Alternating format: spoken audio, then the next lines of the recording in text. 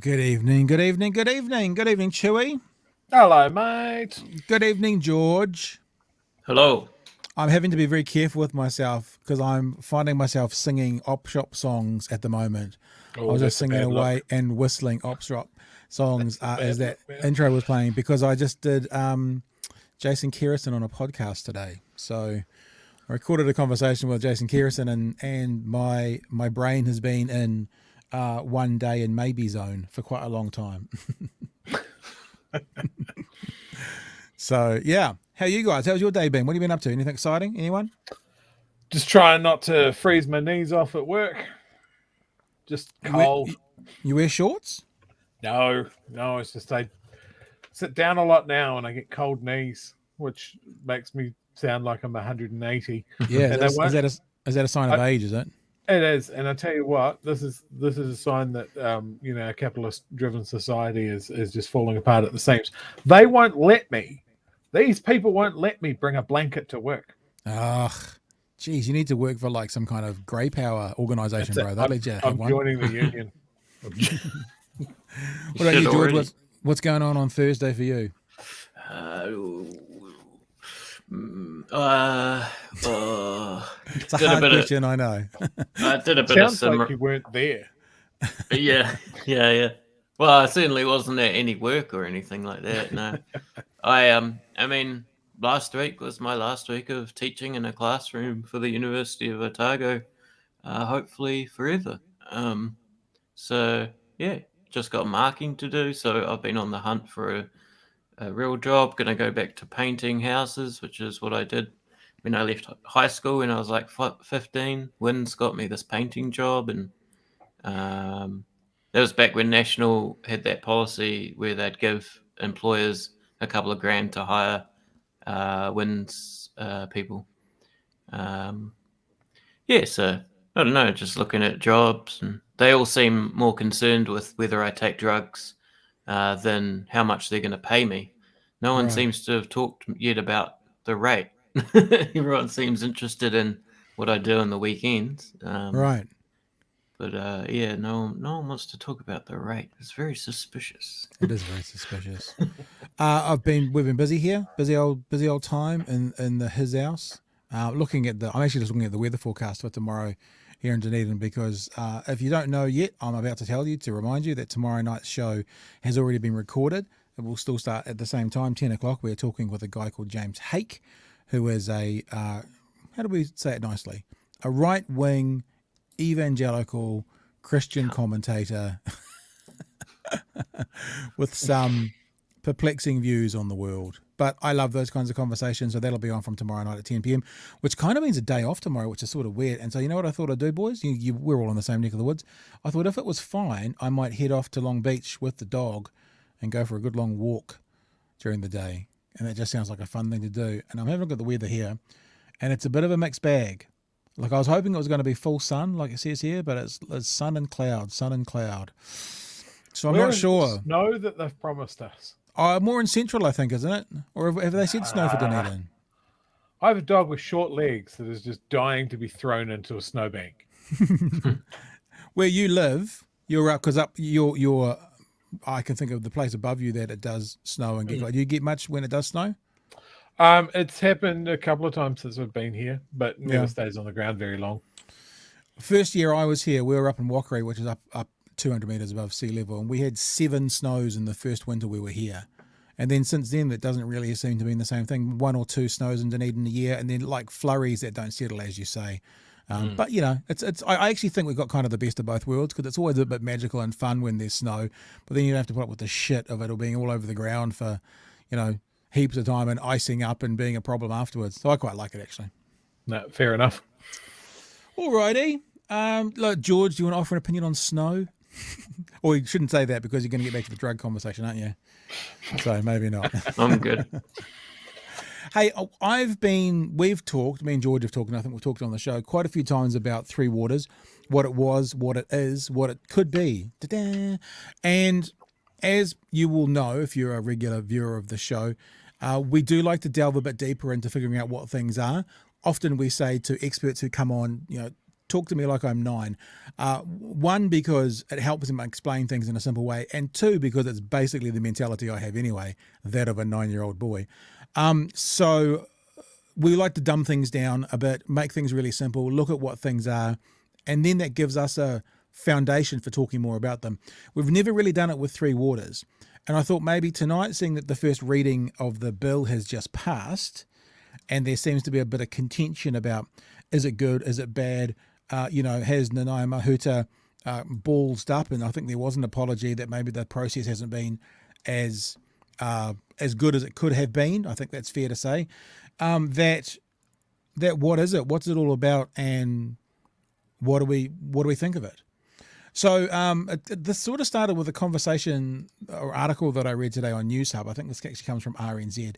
And the article on RNZ was talking about some of the loudest voices, public voices speaking out against this bill are a group called GroundSwell or GroundSwell or GroundsWell, however you want to pronounce it. I don't mind. And they're talking out against it, and they're saying it's a bad thing. RNZ basically bailed them up and asked them if they had read the bill and if they knew anything about it. And of course, as does happen with a lot of reactionary kind of response, they had not. So they have a huge problem with this legislation that they have never actually interacted with. Have a listen. Have you read the bill? I know a bit about it. No. No, I haven't. No. Have you read the government's discussion document on the proposed Three Waters reform? No, No. I haven't. So just make it clear, there were people from GroundSwell at the big meeting they had down in Gore, which was really large, right?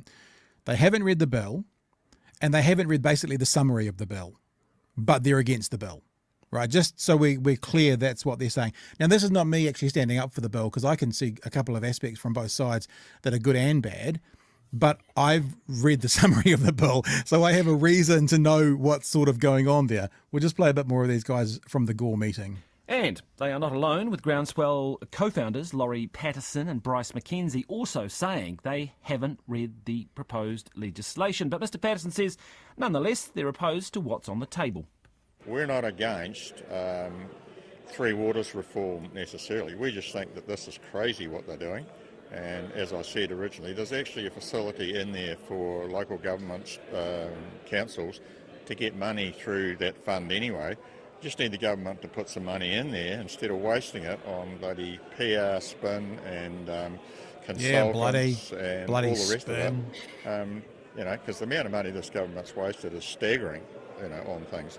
So if they put that money into the fund and pick probably the councils that need the help the most. So if Nobby Clark says Invercargill's good, if Tracy says Gore's not good, well, maybe we need to pump more money into Gore to fix it. And anyone in business, they always look at where the problem is, because you can't spend money on everything, and you go to where the most problem is. So yeah, we just think it could be much simpler and much better. The government has It could be much simpler or much better, although we don't know what it is. But it could be simpler and better, but we've never read it. now released the first piece of legislation that will lead this reform program, that the Water Services Entities Bill, which outlines how they'll be managed, how they'll be owned, etc. Can I ask, have you read that bill? No, I haven't actually, not having had time at the moment, no. So there you go. So it could be simpler, it could be better. What's in the bill, I don't know. Now, that interview goes on to talk about when they say that the Three Waters, changing it, looking at it is not necessarily a bad thing.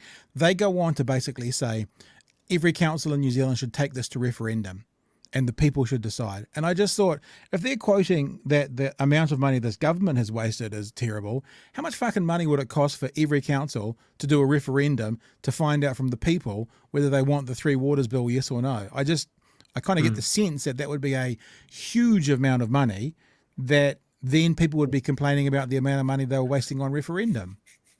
Well, and on principle, I mean, that would be a waste of time. These are the things that we leave up to our elected representatives to figure out. I just wanted to say a bit of background as well. GroundSwell they did the marches in Dunedin and other cities around the country. Yep. And they're basically a NZ Taxpayers Union funded group.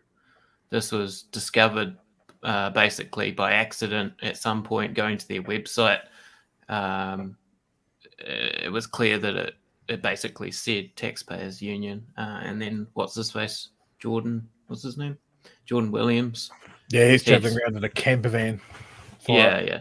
He registered it under his other company's name. So yeah, it's a Taxpayers Union front. Right. So anything you want to jump in there with, Chewy? Anything you want to add to these well-informed non-readers? At what point is GroundSwell just going to admit that they're just anti-government? That's what it is. Anti-Labor. We don't have to read it. We just know that we don't like it. And especially with them being, nominally an angry farmers lobby group. Yeah.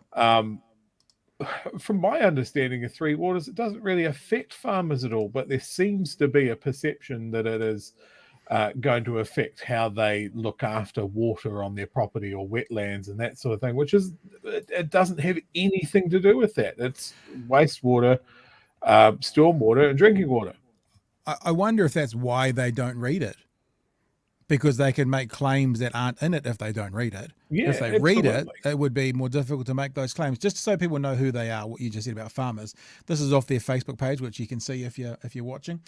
We are a volunteer group of farmers and rural support people passionate about educating, supporting, and talking common sense, uniting New Zealand together and standing up against unworkable regulations in capital letters. So, yeah. That common sense thing, it reminds me of yesterday, right? And the appeals to what is normal and natural. It's the same when they bring up this phrase common sense. It's common sense when I think of it. Yeah. A straight white man. Yeah. And it's just silly woke bullshit if it's from a woman or anyone a different shade from me.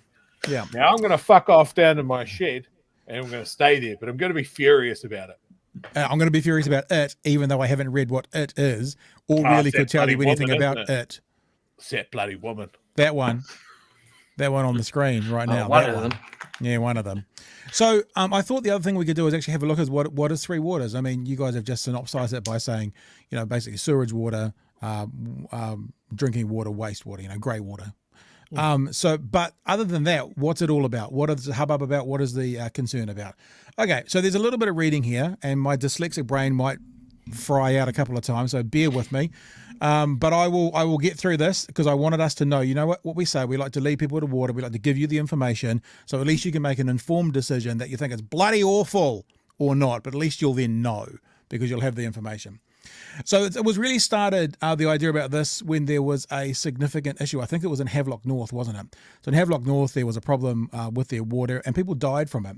About 8,000 people were infected by Campylobacter contamination centered in Havelock North in 2016, leaving at least 4 dead and others permanently disabled, leaving thousands sick and costing local health board more than $760,000.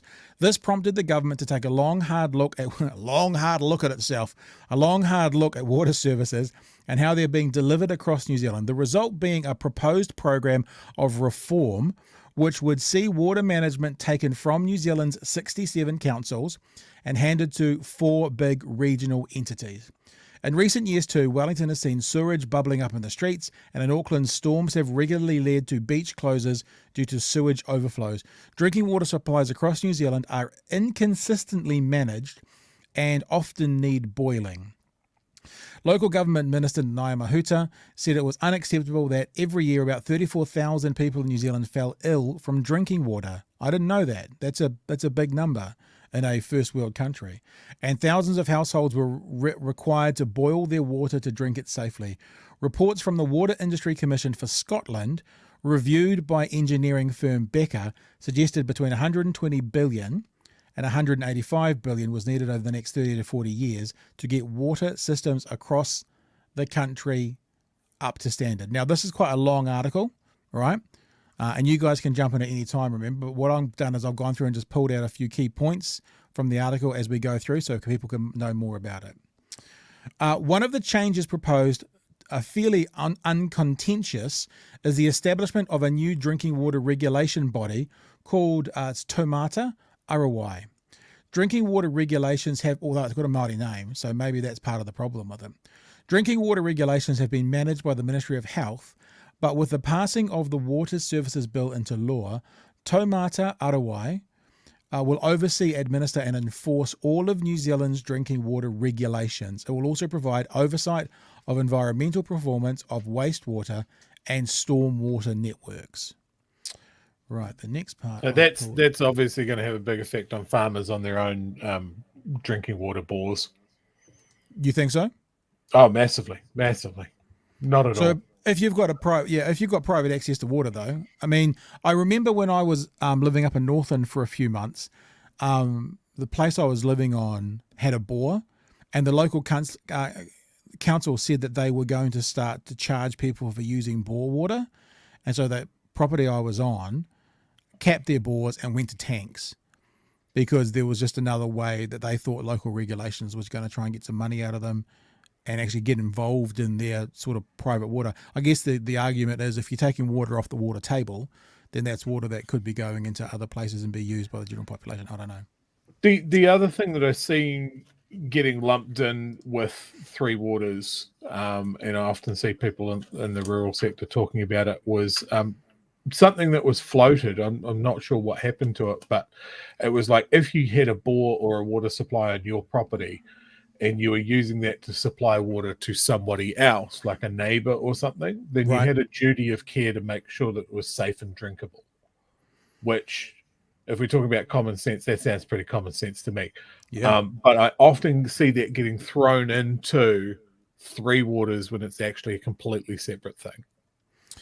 Okay, and so I think this comes back to the thing that I think I've had to dig for a lot of this information. I'm guessing so have you.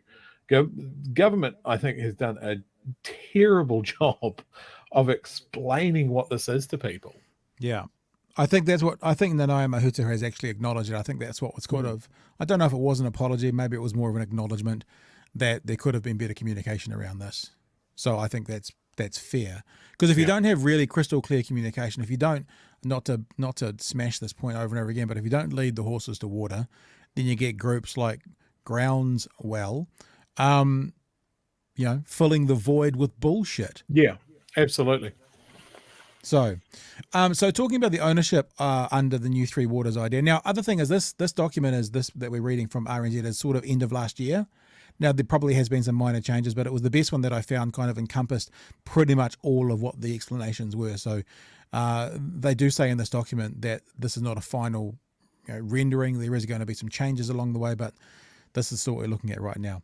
While councils largely agree investment is needed across much of the country, most still oppose the government's reforms largely over ownership and governance. Councils have spent years and huge sums in ratepayer funding building and maintaining their water infrastructure assets. Many councils argue that they have done a good job with their water infrastructure or have plans in place with money already set aside to manage the shortfall. They worry combining their assets with others that require much more investment would mean their ratepayers who have already paid the price for good water services paying again for those who have not. I think that's probably a fair point, Yeah. If you're in a council and your rates were at a certain amount and you wanted to, and you've agreed to pay your rates, and that means your city or area is either up to date or going to be up to date, for the neighbouring area that needs 3 times the investment, are you going to have to fork out for that? So I think that's a fair concern by some. Yeah, absolutely. The case for change goes on to say this. The government's figures suggest there would be a major benefit to moving to just a few much larger organisations, which would have greater bargaining and contracting power. They could also borrow large sums to achieve large-scale projects to deliver bigger benefits at lower cost to more people. Now, this is one of the council's, in general, arguments. We'll come back to this, I think, in the last comment about whangarei. But this is an asset that the government's saying we could borrow against. But the councils are going, hang on, we've paid for these. We can borrow against them. So that's sort of there. So they're kind of saying, if we give it to you, then we've lost an asset. If the value of our city in part is our water systems and we don't own and operate them, then we're losing that autonomy to be able to, for example, borrow against them, because it's exactly what the government has said, that they could borrow to deliver bigger benefits at lower cost to more people. As it stands, Ministry of Health data shows drinking water supplies across New Zealand are often not good enough. With harsher regulation on the horizon, Nelson's Rachel Reese says maintenance and upgrade costs, which also continue to increase, exasperated by climate change. She says the topic has become politicised, and some, including council members, are willfully spreading misinformation. I can think of rhetoric that I've heard from members of my own council that doesn't reflect the facts of the proposal and that causes the community to get anxious unnecessarily. Last bit, and this is an example of what we were just talking about. What it means is that Three Waters is far from complete. Remember, this is the end of last year, nor is it set in stone. However, she, and I'm not sure which she that was, has repeatedly refused to rule out, this is Nanaia Mahuta, is the she, has repeatedly refused to rule out using legislation to force councils to toe the line, lending credence to National and Green Party concerns. I suspect what she'll do is end up saying, okay, there's 22 district councils in this entity, all 22 can sit on a representative committee. Sole responsibility of that representative committee is to appoint an independent panel who then select a board. I suspect she'll have to do a tweak to that sort of arrangement and something along more participation in the representative committee. Then she'll look to jam it through, and it'll make it compulsory and mandate it across all councils. The proposal is also has a set time frame, calling for the new entities to be up and running by yada yada yada. I don't have that thing from Whangarei, but there certainly was a bit from Whangarei where the mayor of Whangarei was saying exactly that like they own this and their city owns this asset, and just giving it away. I think the numbers were something like they were going to get 130 million, but if you look what it's worth in Whangarei, she was saying that here it is here. So this is, I'll read this anyway. Whangarei, some fear it would not, however, would not be enough, talking about the money, however, with Whangarei Mayor Cheryl Mai saying they fell far short of the value of the assets the council would be losing control of. We have no debt against this asset class. The total package, I think, came to 133 million, which sounds like a lot of money. However, the assets have a value of between 600 million and 1.2 billion, depending on whether you're doing a replacement value. So, frankly, that's not sufficient for us to say this is a good deal when we're losing control. So there we go. We found that, and that's sort of the wrap of the conversation, then the explanation of what Three Waters are. And gosh, while I've been looking at the screen, the texts have gone bananas. So I'll have a look at some of those if you guys want to jump in. Sorry, Chew, you go. I can see people's angle in that of like it's always like, but we've paid for it, we've done a good job. Why are we losing control because Jim Bob's council down the road has done a shithouse job? There's always going to be winners and losers. But I think if you have a bigger government entity that's able to point at all of their assets and has different rules about the debt burden that councils can take on versus these new entities that have a much higher ability to borrow against this equipment and infrastructure and keep it up and running. I mean, wastewater pipes, that's not sexy for local government. Nobody's going to vote for someone that says, let's spend more on pipes.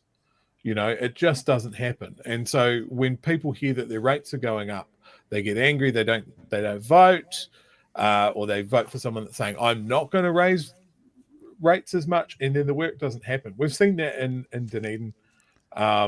You know, I was in Wellington quite recently and it was raining, and that meant the entire waterfront smelled of poo. You know, that's our capital city. If they've messed it up, you know, what does that say? Oh, as you said, Auckland's got trouble as well. Christchurch has had no end of trouble since the earthquakes and that sort of thing. And then we're staring down the barrel of climate change as well. There's a lot of work that needs to be doing, and I just don't think that local councils are able to do as much as quickly on such a scale. You know, we talked about referendums before. We have a referendum. It's local body elections and nobody votes in them. The power dynamic is completely fucked to old people who don't want their rates going up. It has been, but the point has been made in this conversation, though, that when the last elections did happen, this wasn't on the table. So that is a local body election issue, but it wasn't before the people at the last local body election. So it will be interesting to see what happens. We've got elections this year.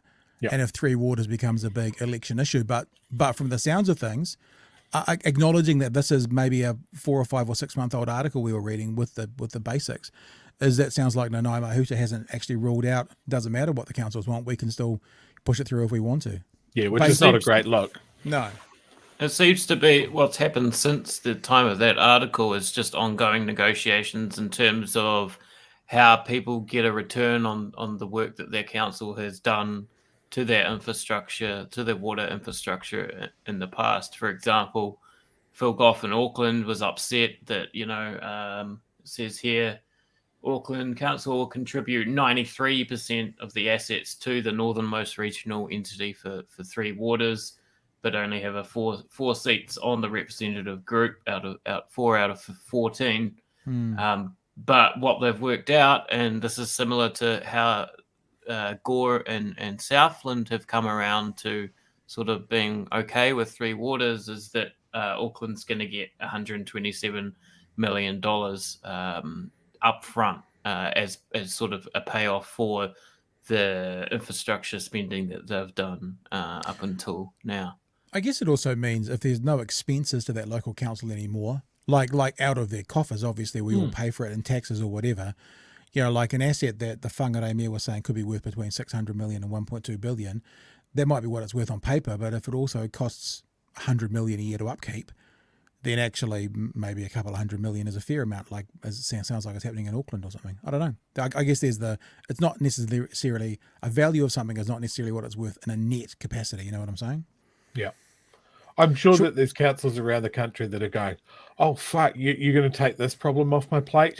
Yes, please. Yeah. Because we've fucked this. We've ignored it for 40 years. And it's fucked. But if you want to look after it, that's awesome. We're all for it. I've had talks with my kids recently about the stormwaters underneath where we live in Dunedin, and they're 100 years old. So, but Dunedin might be one of those places that has the money set aside, and there seems to be constant work going on those under the ground. But, they're 100 years old, and based on the water runoff for properties 100 years ago, they're not sufficient to deal with it. So I live in North Dunedin, and one of the main roads down here, if it rains too hard, which has got a creek beside it, we get fountains coming up out of the manhole covers. It's because the stormwater underneath the ground can't handle the capacity of water that's now running through them. I mean, the big floods in South Dunedin, that was a big and acknowledged problem. And I remember when I was living down here as a student in the early 2000s, they were talking about how the wastewater pipes were a big issue that they needed to solve, and they're still talking about it. Yeah. So, yeah, I think it's a good idea. I think there's going to be people that are going to be a little bit sore about it. But it seems to be a good idea that just hasn't been pitched to the people very well at all. All right. Should we look at some of these comments that have been coming in? Yeah, because there's loads. I was going to say as well, you just a little side note, people, you can always use a super chat as well. Just like if anyone felt like doing it, it's open to be used, that super chat. Not just I'm just saying, a cup of coffee once in a while for doing 12 hours work on this fucking show every day would be nice. No, I'm kidding. I'm kidding, but I'm not. But I'm kidding, but I'm not. But I am kidding, but I'm not. Okay. No. Simple says, one conspiracy group that isn't happy about this is the Antifluoride brigade. They have got some councils to remove fluoride, but they will have no chance against this big government agency. I'd never thought about that. That's a really interesting point. So there's a big tick. Yeah. It's fucking off the right people. Ben's got an interesting perspective from the inside. I work at an engineering consultancy that deals with Three Waters a bunch. New Zealand local councils haven't invested much in these systems as they are not a big talking point in politics, which I think one of the points one of you guys made. It's not a sexy political kind of thing to put out there. Slight tangent, just a confirmation of what you were saying, I think, George. GroundSwell does have notable links to Taxpayers Union, although the latter group seems to want to avoid this being noticeable. I wonder why. What else should we get? There's some more comments from some of the same people. Palmy is looking at a new sewage system, which would pump up rates by 300 to 1,200 a year, depends on which option is chosen. We need this to be funded centrally. Yeah, I guess. I mean, I understand the annoyance of having to pay for your neighbour's issues, You know, we constantly hear about, oh, we're paying for Auckland's roads or whatever from around the rest of the country, but that's actually not true because the amount of like take they get from fuel in Auckland kind of covers that. But I don't know. We're also talking constantly, especially at the moment, about, you know, don't we just want to come together? We've been too divided for too long. I mean, if you're in that kind of frame of mind, don't you want to look after the weakest in society? Don't you want to help out those that have done? And when we talk about having to pay more, let's be honest, we're talking about a few bucks. We're not talking about, oh man, like Southland's a nightmare. We're going to have to fix them up. It's going to cost each of us $3,000 more a year. That'll be a few bucks. A few bucks from everybody. That's how the storehouse works. Oh, You put all everyone into the zeroes storehouse. in on the you know, the multi-billion-dollar price tag. It's not coming to you. You know, it's that economy of scale, and that's what I think it is. We get 67 councils replicating the same responsibilities and doing 67 different versions of it. Surely there has got to be savings and going, cool, now we've got 4 big entities, they swing a big axe and they can get shit done. No, And Chewy, it's bloody communism, as with his tongue firmly in his cheek. That's why I laughed. I don't even saw me starting to laugh. It was like I'd read that one as well. One government versus 67 councils and purchasing power for equipment, contracting, chemicals is a no-brainer. Here's a little side note. Gosh, hasn't this created a little bit of talk, guys? Play Centre. Do you know what Play Centre is? I used to go to Play Centre with my kids. It's sort of run by by a co-op. It's run by the people who are within there. So the parents of the kids run the actual thing. So Play Centre went through a similar thing with all their assets becoming centralised and the local centres lost their control, caused so much internal politics. I guess this is external politics, isn't it? Because it's absolutely political. What are we saying? I can understand farmers being anti this. Many aren't connected to the pipes and they are scared of losing their water access for farms. But read the actual proposal. Yeah, yeah. But why don't you? If you're gonna make points, then read the proposal. Words is hard. I think words is hard. And responding to Paul's, it's bloody communism. Politikiwi says, "Bugger me, wish it was." And then what do we got here? Carl's comment. Maybe we'll finish with Carl's comment. I'm shocked that previous generations of ratepayers have delayed maintenance and upgrades for low rates, and the reckoning has become now the infrastructure is dire. And that's so true. It's like, I mean, it is funny, and I'm not saying it's any one group of people, but we often hear about, we don't want to leave this for the future generations, you know, and whilst we are screaming when our rates go up to not have enough money to fix up the problems for our future generations, so we are literally leaving it for them. So yeah, good point, Carl. Yep. No, certainly being a 42-year-old homeowner, I look at these ratepayers groups of the past with a fair amount of rage of just, is that the only thing that you considered? You know, the buy-in to local council elections and the people that you would talk to, because they're the people that are going to vote in those elections, rather than the younger guys, rather than the renters. You know, if you're renting, what's your buy-in to voting in a local body election? You know, almost none. You can understand on a national level, oh, I'm going to vote in the national election. You've got to decide who the prime minister is. But yeah, like you go to any local body meeting or run up to an election and look around the room and guess the age bracket. It's pretty easy. Yeah, it's because what they do is straight up. There's no one under 35 at them. Straight after those meetings, they run the Grey Power meeting. They kind of they get a 2-for-1. Often in the same place. I mean, I'm thinking about Dunedin, and the mayor in Dunedin is fairly, I don't know if controversial is the right word, but what's the word for he splits decision? Whatever divisive. Divisive implies it's a negative connotation. Polarizing. Polarizing, there you go. That's a good word. But I'm thinking about, and I'm not a huge fan of the idea of turning our main street into a one-way system personally. I know lots of people are. But when you're talking about young people not voting, if you have the right candidate in that can push through some sort of transformative changes that maybe someone who's 30 might rather enjoy, having that George Street is the main street in Dunedin for people who are outside, whether it's Cuba Street in Wellington or whether it's, whatever in Queen Street in Auckland or wherever it is, transforming that into a place that would be more attractive to perhaps a younger group, then maybe there is some fault, Chewy, not just with the young people not participating, but with those who are running not actually pitching towards them as well. Yep, 100%. Yeah. Yep, that's very much the case. Yeah. All right. Let's talk about everybody's favourite broadcaster, Mike Hoskins. Oh, Mike Hoskins did quite an you have interesting. to put an S on the end of Hosking just out of respect. Dude, I just respect. I saw when I was working, I saw him every day and walked past him in the corridors and talked to him, and I still say Mike Hoskins because it just feels natural. Anyway, let's have a look. He said something today, which actually we won't play a lot of this, but I think there's a good conversation to be had around this.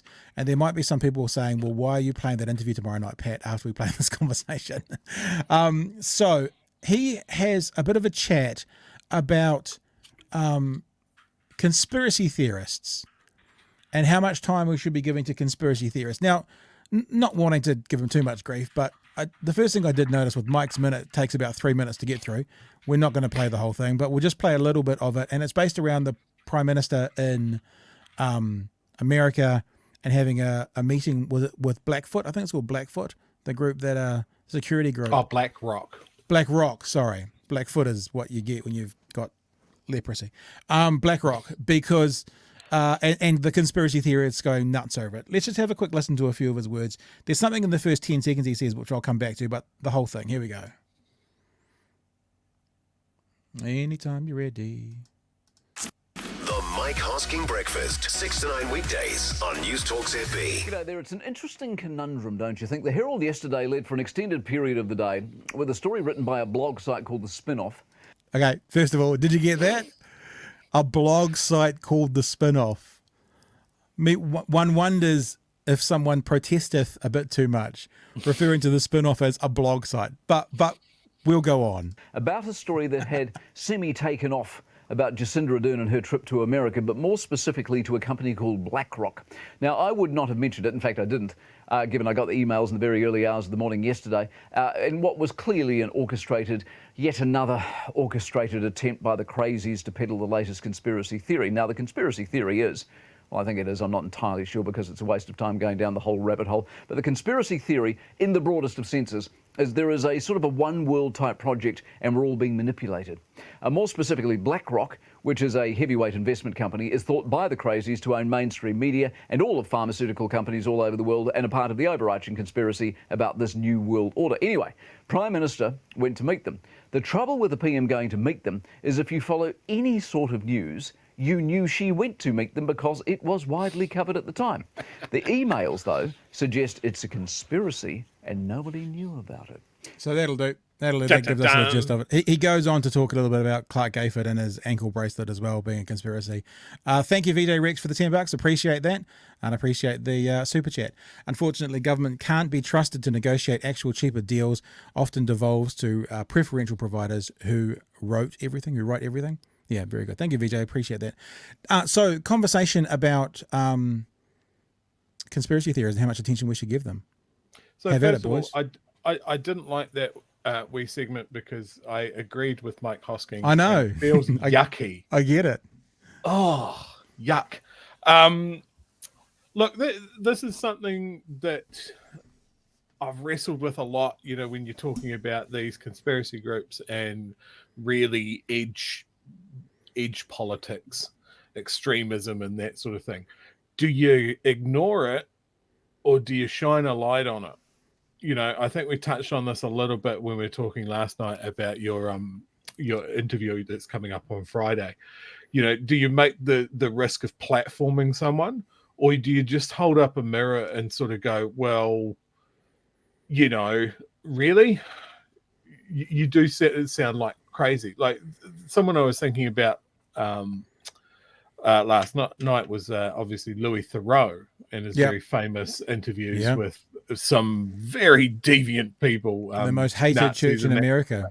Yeah. And you would never say that he was platforming Nazis.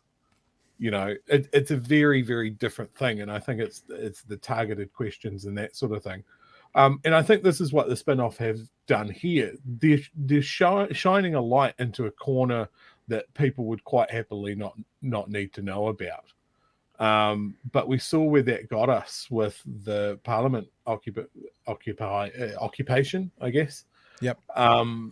And how things have spun out of control during COVID.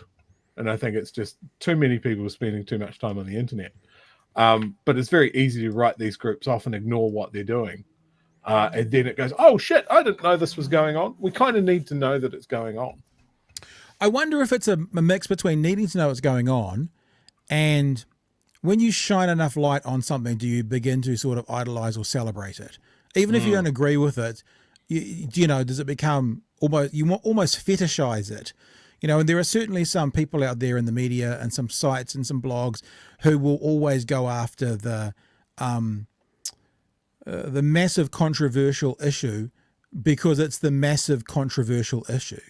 And that's the only reason. And so like the conversation I'm having tomorrow night with James Hake from America, and people who know me will adhere to this and they will concur with it. And it's actually been my career is I genuinely like to know why people believe what they believe. And it's really genuinely part of my DNA almost when it comes to this, having meaningful conversations, understanding why people believe what they believe, and also leading people to water. Now, I think if I didn't feel comfortable, like for example, I think we talked about this, George, did we talk about this? Or maybe we weren't doing it. Sorry. So maybe it's just me thinking about the podcast. I didn't want to get, what's his name? TK on, is it Billy TK, yeah. Whatever his name is. He would have been a great podcast conversation, but I didn't feel like I could lead a horse to water. So part of the element of my kind of yardstick was gone. And I didn't feel perhaps, for want of a better word, platforming him would have led anyone else to water watching it. With this one for tomorrow night, James Hake, I actually really do wonder if you get to watch it tomorrow night, I would encourage it, or else watch it on demand because it'll be on the site after that. I do wonder if he'll, I mean, he probably won't. I'm probably being naive, but I wonder if he'll stop and pause and think about some of the things that we talked about. His whole scam relies on, you know, upping the ante constantly because his whole sort of genre revolves around owning the libs and being as outrageous.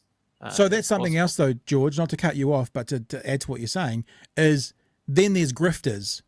And that's another whole category as well, who typically are described as people who really don't believe what they believe, but they're doing it and saying it to get an audience, to monetize and get money. So there's that element as well. There's a lot of grifters out there. Yeah.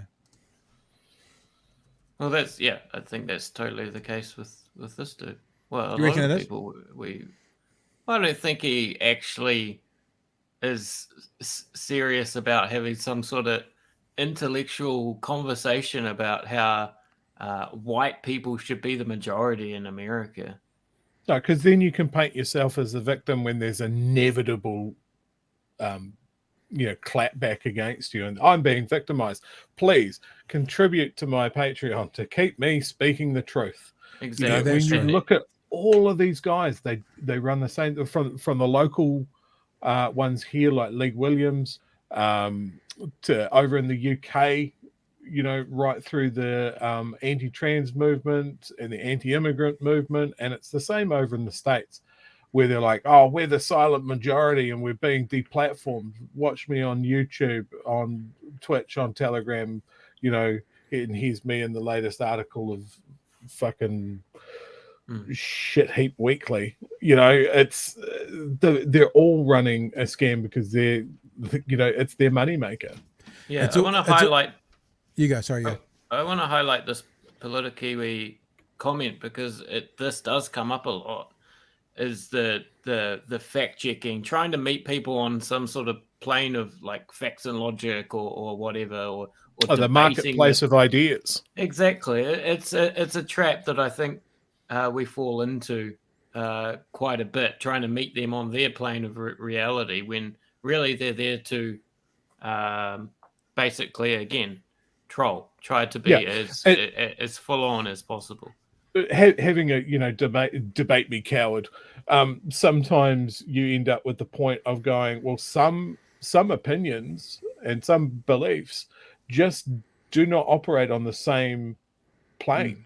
You can't say that these people belong in a death camp and no, I disagree, deserves the same amount of airtime. Exactly. We already debated that. It was World War II. It was a bad time. We all agreed.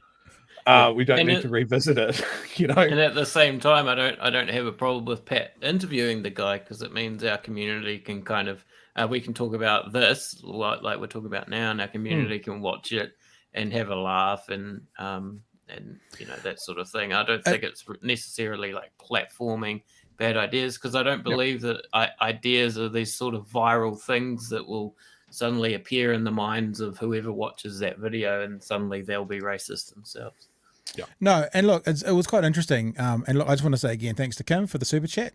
Kim's shouting us coffee. Kim. Thanks, Kim. We appreciate that. And also, you're talking about what you said last night, Chewy, about would you get angry with this?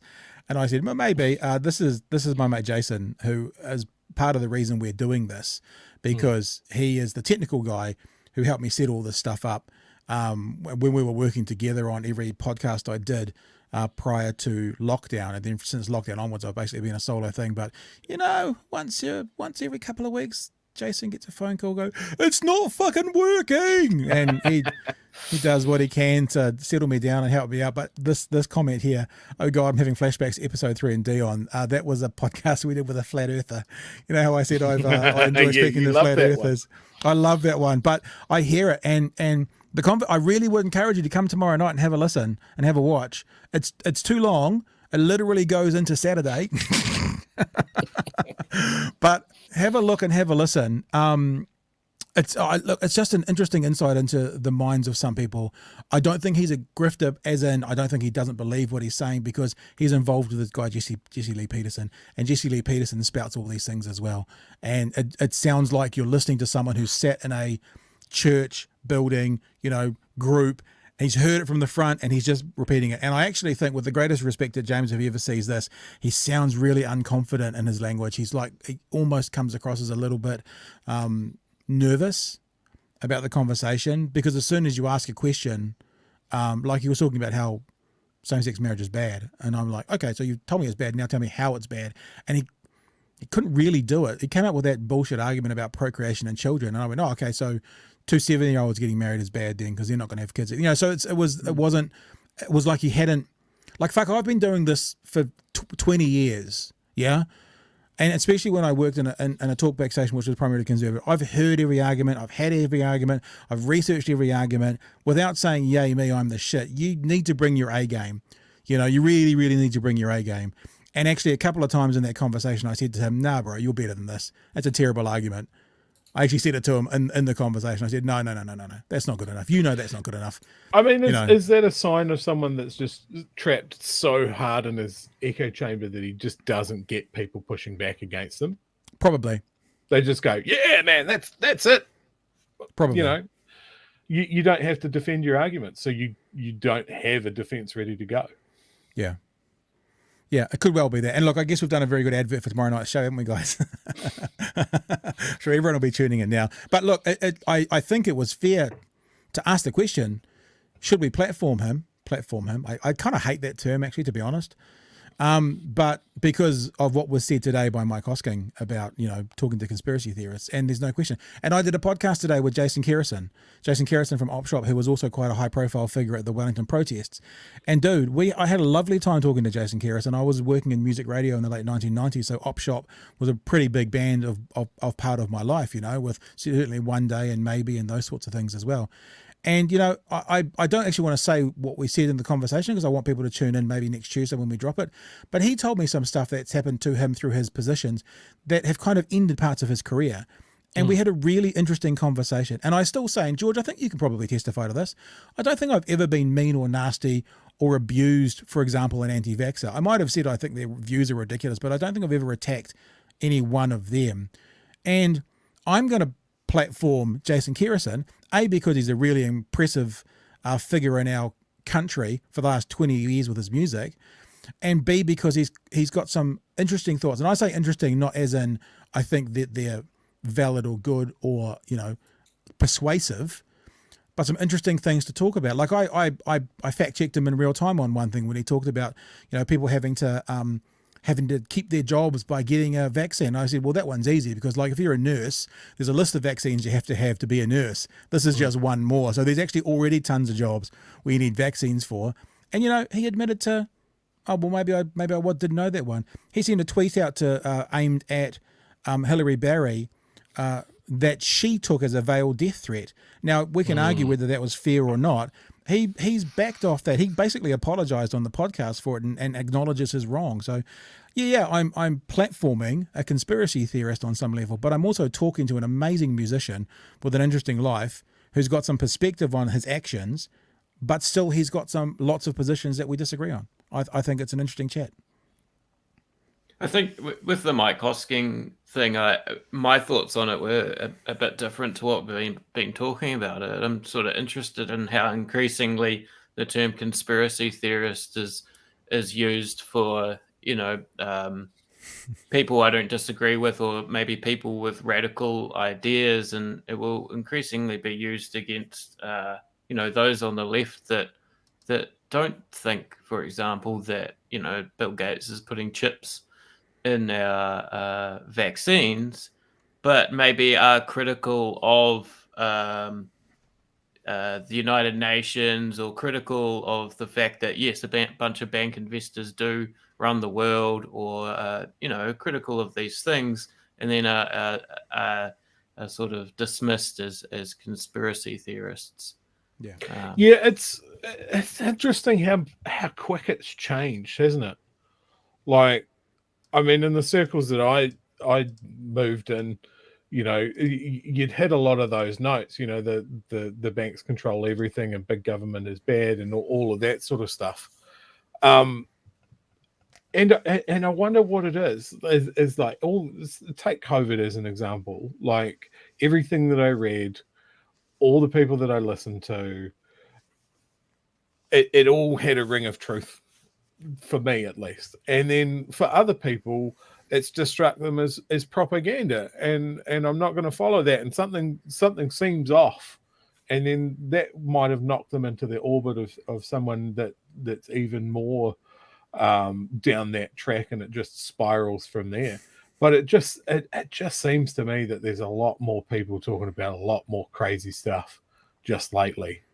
I'd say in the last couple of years. Yeah, but I would probably push back on that. Not that I know, but I'd say, is that the truth, or is it just that we have far more access to getting our message out there with social media and in the 1980s, you know, you could write a letter, or you could pick up a phone, or you could send a letter to the editor. Now you can send, you know, a message that gets seen by 100,000 people from your bedroom. So yeah, I mean, even talking about, say, talkback radio. Yep. You know, you work the late night shift. You knew there were crazies calling in and that sort of thing. And then I'm sure you had a big red button where you just went, too crazy, goodbye, next caller. But with the internet, we don't have that big red button. Yeah, I think you'll often find a grain of truth with these people. It often reminds me that Donald Trump used to sort of espouse truths that had never been spoken about from the presidential podium out loud. Finally saying some, you know, because at the end of the day, there are convoluted networks of power and conspiracy that do run the world, right? The invasion of Iraq was a conspiracy, for example. I mean, and again, just on a more sort of perverse sort of angle, I am kind of into the whole JFK thing as well, because I mean, that's power in politics. It's a conspiracy of like-minded people in power getting together to do bad shit. And you know what we should do one night is we should just get a big list of conspiracies and go down and rank them from most believable to most unbelievable. Oh, I like that. Maybe you should start working on that, Chewy. I'm liking that Yeah, one. it's a good idea. I like conspiracy theories, and I actually really enjoy doing the flat earther one and talking to flat earthers. But the reason I can understand also the danger of any conspiracy theory, not to hark on about the gateway drug, because I don't think that's particularly sound science anymore, but when I was spending time speaking to flat earthers right before the Christchurch massacre, it was in those flat earth chat rooms that I saw the most vicious comments about the Christchurch massacre being a false flag event. So Everything's a false flag. You love the moon landing. That's an interesting one to talk about, or JFK, and that gets you into 9/11. You become a flat earther, then all of a sudden 51 murdered civilians in the country is a government turning on its people. And that's where I was like, oh, okay, I can big see. yikes. Yeah. But no, we should look. We're already getting yes. Paul says yes, please. The Illuminati sprays chemtrails over the flat Earth. There you go. There's one to start with. That's one thing. Do you know birds aren't real? Birds? I know space is not real. No, birds aren't real. They're a government surveillance thing, and I think there's a public holiday where they lockdown was because they needed to change all the batteries. So is it like a 50-year battery there? We're not going to have another lockdown for another 50 years? Yeah, good point. There's some really fun ones that are clearly meant for laughs, but that's why the bird one was created, right? To take the piss out of. Yeah, take the absolute piss.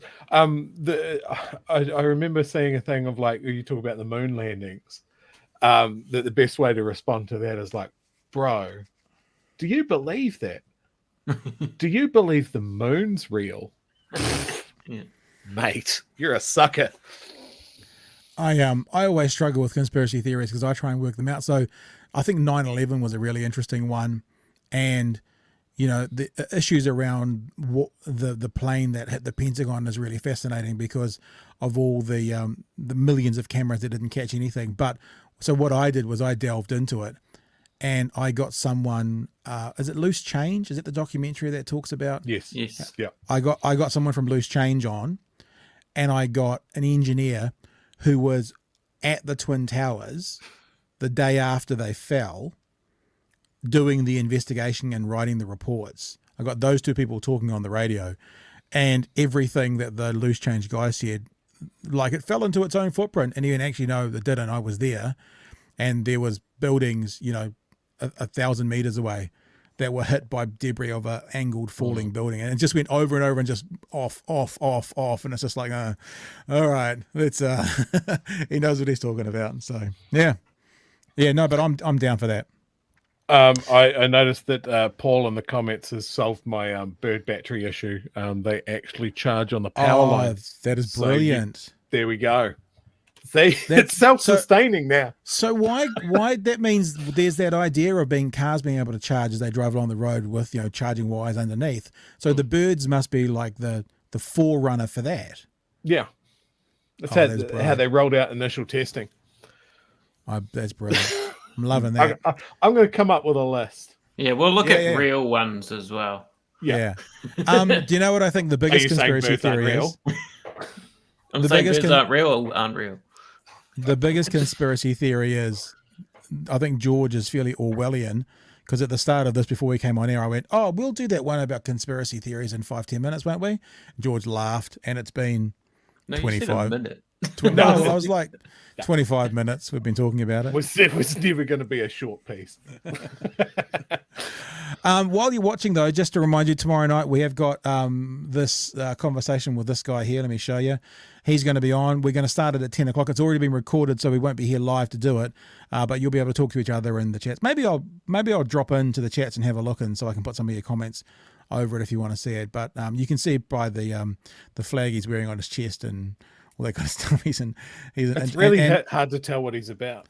Well, when he admitted to me that the last time he'd used the N-word was yesterday, that also put a different perspective on who he is as a person. But he only said it was because he was at a Kanye concert, eh? No, not pulled on stage. It wasn't. We wouldn't seen that clip. Listen, we had other things to talk about tonight, but I feel like we do have to talk about one thing because It's on the thumbnail. Although I think someone in the chat told me it's spelt wrong. So we're going to be talking about Price Harry right now. Apparently, I spelled it wrong in the thing. Price Harry. This is a real quick one, and it's kind of I've kind of amusing to maybe it's a conspiracy theory. Oh, there must be conspiracy theories around Harry and Meghan. Surely there has to be. There has to be. Jot them down and see if we can find out. So you may well know that Harry and Meghan have had a deal with Netflix for a series of programs. They actually got dropped by the second series, so they didn't get re-signed to doing more of whatever it is they were doing. I haven't even seen it all. But there's something being filmed with Netflix at the moment, and Netflix bosses really wanted them to be at the Jubilee and get footage with the Queen for the Netflix product. But the funny thing is, apparently those around the Queen knew about this, and so they had security keep Harry and Meghan well away from the Queen so they couldn't get any photos. Netflix bosses are said to be dismayed with Harry and Meghan's failure to get photos with senior royal family members at the Platinum Jubilee. Harry's biographer had told GB News that the streaming service had wanted pictures with the Queen and Prince William as part of their series. A photo of the Queen with their daughter Lilibet was apparently denied as it was a private family event. This was with Mike Hoskins again this morning. They said that the correspondent they had said that they didn't get anywhere near the Queen. He said most of the security seemed to have geared towards keeping them well away from senior family members to prevent any photographs. So the security at the Queen's Jubilee was mostly focused not on keeping the Queen safe from nutters, but from Harry and Meghan and keeping them well away from it, which I think is just kind of hilarious. What's The Queen's not real. Are they making The Queen's not real. show, Pat? Queen's not They real. were signed to a Netflix program, but I read a story the other day that said that they weren't re-signed. So in other words, whatever response they got from whatever they've either done or are doing right now, they've decided it's not going to go beyond this. Kim says they were wearing microphones at the cathedral. Really? Man. That's a bit off. Look, we've got time. We're going to have one more silly little story, a Dunedin-based story, but I'd like to know what you think about it. So there's this. I've never seen this guy around. You guys have obviously seen him around. Yeah, I've seen him around. There's this guy who rides his bike around Dunedin, Canadian guy, now lives in Dunedin, and he rides with 7 huskies. He got hit by a car, and he's pretty upset about it. Let's have a look at a reenactment. With my dogs and attempted to cross the Clark Street here and attempted to... Okay, so 2 things, if you can't see anything wrong with this. What's he doing on the footpath on his bike? And pedestrians coming off footpaths crossing the road are supposed to give way to cars. Now, I'm not saying I want to see cyclists get hit. I know many people would say that because for some reason people hate cyclists. But this man is complaining about getting hit when he seems to at least have done 2 things that are in the wrong. Boys, you've seen him around town. Any thoughts? Cross the Clark... I have 2 issues with it. It's hard to control that many dogs, especially huskies, all at once. They do need a lot of exercise. I just think that's the wrong way to do it. Take them out to country and run them if you can. But yeah, the other thing he was saying is the police didn't want to press charges, probably because they looked at it and went, there's no way that we'll get a conviction there, which is one of the things that they have to look at. Because the pedestrian didn't give way, maybe. Yeah, and that's probably what it was. We don't have enough evidence. This guy should have waited, whatever. But his other point that he was making is that the system in Canada is much better because you can sue. Right. And it's quite funny that he's outside the ACC because that's the whole reason we can't sue people for accidents. Yeah. Is because we have the ACC. If he did get hurt, he'd go to hospital, he'd be fine. But yeah, I've seen him trying to walk that pack of animals down George Street in the CBD at about 5 o'clock, and it's a zoo. Yeah, he's a they're idiot. beautiful animals. I'm not. No, they were not actually. I was looking at. It's I was looking at that. They were gorgeous dogs. I question his tangled judgment. together. They're all tangled together. He's going quite fast on the footpath. People, you can't see people coming out of the shops or anything like that. I mean, I'm not too fussed about people biking on the footpath at, fucking 5 in the morning or whatever, in a place where there's not going to be people. I'm not too fussed about that. But I mean, I see him quite a lot. He's an idiot. But it did also remind me of something that is another pet peeve of mine, especially because I have only recently got a license, finally. That's two of us. Despite being able to drive. Yeah, Chewy is a comrade I've got one. in this sense. So, but the thing that fucks me off is I think people have forgotten that you have to give way to pedestrians that are, for example, at a supermarket car park entrance. This is something that constantly grinds my gears, is that I'll be walking across and there's a car there and I'll keep walking, and they like to sort of either, sort of get angry and sort of inch along as well. Like, sort of like, well, what are you doing? Are you trying to like save like a split second? It's this real sort of car mentality, right? And I understand what's going on. You sort of, once you're behind the wheel, you want to go, right? But yeah, I think people need to remember that sort of rule, that you need to give way to pedestrians. Hey, it's been a fun evening, guys. Thanks so much. A lot of people interacting and chatting, and thanks again to Kim and VJ Rex for your super chats. We love you guys. Yeah. Awesome. It is obviously something that, I mean, just being blunt with you, it's something that we need to figure out how to get paid to do at some stage. We've been doing this for 2 or 3 months, and as I said, this is often several hours of our day to sort out. So even $10, we appreciate it. It'll go towards paying some bills, or maybe we'll all go out for a coffee, or we'll do something as a This is like payback. a 4th month. Don't tell me that. We'll all gather around the 1 cup of communal coffee. Don't tell me that. And it's been fun tonight. Thank you for joining, and lots of chitter chatter, and that's been a lot of fun as well. Please remember, there's a really interesting show, I think it is, on tomorrow night, 10 o'clock. We won't be here, but it'll be played out for you as live. So I think I'll be in the chat. 10 o'clock. Or maybe I'll have to come then. Maybe I'll have to. Maybe we could do a watch party. Maybe not. I watch myself talking to someone else. That feels a bit weird. It's a bit incestuous. Maybe I will. Maybe I'll jump to the chat as well at some stage. So join us tomorrow night. We are actually thinking about this maybe on Friday nights from time to time being sort of a special, like an hour-long special. Like we had Anna Brooks a few weeks ago talking about long COVID. We had Hohepa Thompson last week talking about Hori's pledge and Aotearoa being the official name of the country. And this week we've got a right-wing lunatic who, actually, when I say that, if you're watching, James, I don't mean in disrespect. I actually don't, because I found it quite a lot of fun, even though some of the views that came out of your mouth were fairly abhorrent. But I still kind of found it fun for me. So that'll be tomorrow night. Join and have a look. And if you miss it, because it is long, it's like that joke from Ricky Gervais about the length of Once Upon a Time in Hollywood, that when Leonardo DiCaprio went into the premiere, when he came out, his girlfriend was too old for him. That's how long the actual movie was. I feel that's a bit tomorrow night's conversation as well. That was an awesome movie. I haven't seen it fully yet. It's on Netflix at the moment, so I'm halfway through it. So that's about it. Chewy, thanks for being with us, mate. Are you going to work on that conspiracy theories thing? I'll come up with a list. We should totally get someone to come join us as well. Either someone who believes in the conspiracy theories, or someone like academic who can talk. In fact, I know someone, Stephen Lewandowski. Same.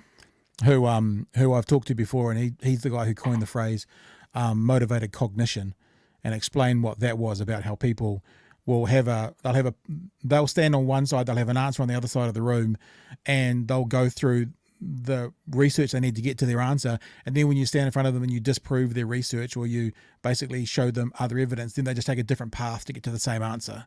Motivated cognition, no matter what evidence you provide for them, or what proof you can offer, although he challenges the word proof. He says there's no such thing as proof, it's evidence, layers of evidence, that they'll find a different way to get to the same conclusion. It's called motivated cognition, and it is the cornerstone of being a conspiracy theorist.